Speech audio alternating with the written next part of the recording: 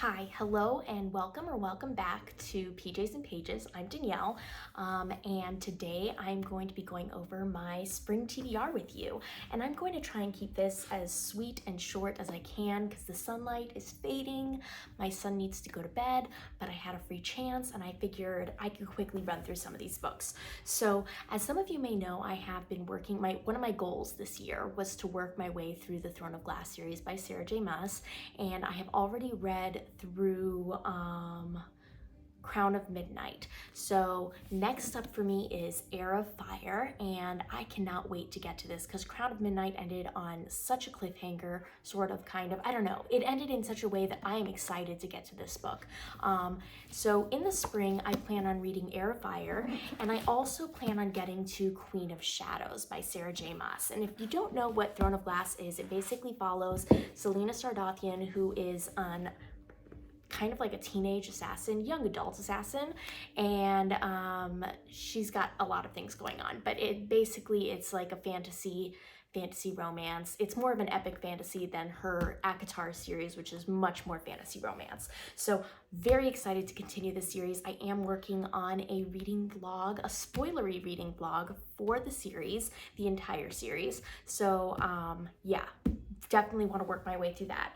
And in between those two books, I kind of want to have like a little palate cleanser, but nothing that's too long. So I plan on reading Kappa by Ryunosuke Akutagawa. I mentioned this in my shopping vlog in March.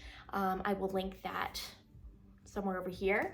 And basically this is about a patient, like a mental institute patient who is recounting his time hiking in the mountains and stumbling upon these creatures called Kappas, and basically stumbling into their world.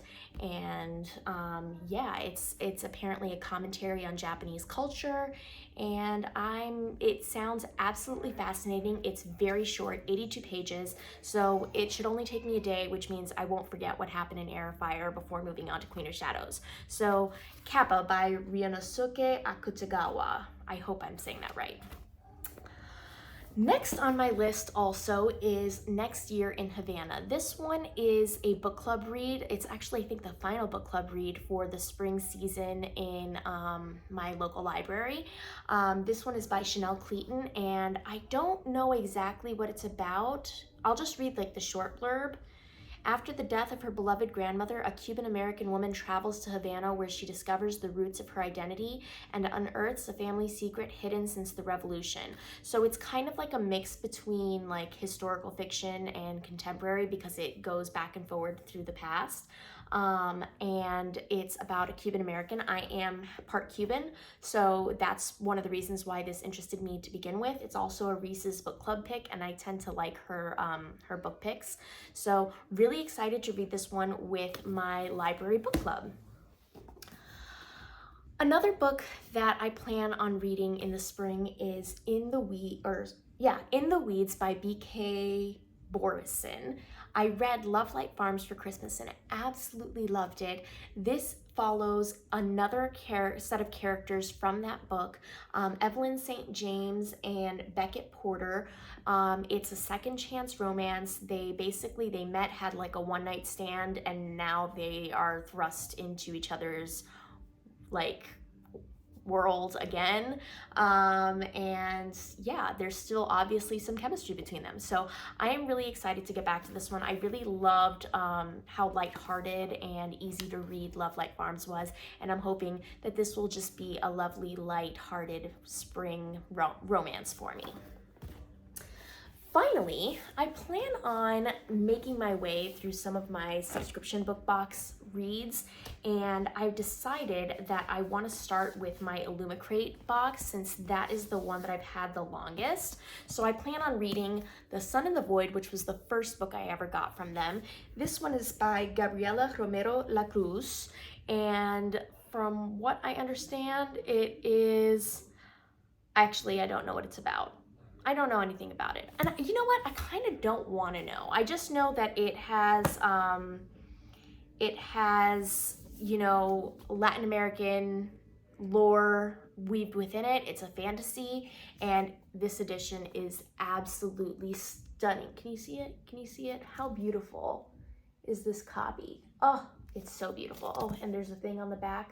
The quote says, Reina was a creature of the void with her whispering monstrous heart. So there's monsters apparently, and there's a romance. So very excited about this. The next book in that list is The Jasad Heir by Sara Hashem, I think is how you say it. Sara Hashem. I'm assuming that's how you say it. I actually saw another booktuber recently read this, and I can't remember who it was, but she was really, really happy with this one. She said it was a really good slow burn fantasy romance, like a true slow burn fantasy romance, and I do love a slower burn. This, I believe, has like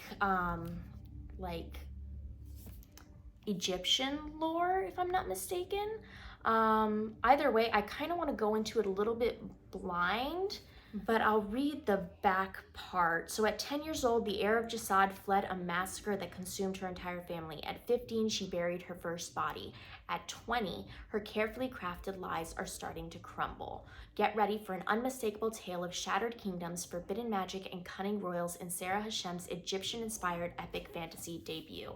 So I'm really excited about this one. When I was a kid, I was obsessed with Egyptian lore. So I am really, really excited about this one. And once again, another beautiful cover.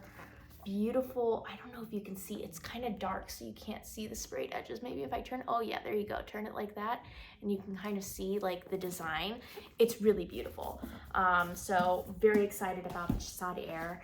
And finally, I plan on reading the newest one that I got, which was To Cage a God by Elizabeth May, and this one I showed in my unboxing video, and I will link that right here.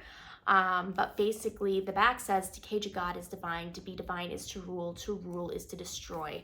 And I don't really understand what it's about yet. I kind of don't like to know what's going on. It is a beautiful edition. I don't know if you can see the stained glass type edges, and there seems to be like dragon scales all over it. So I am assuming there's some dragons. I think there is a romance, if I'm not mistaken. I don't know.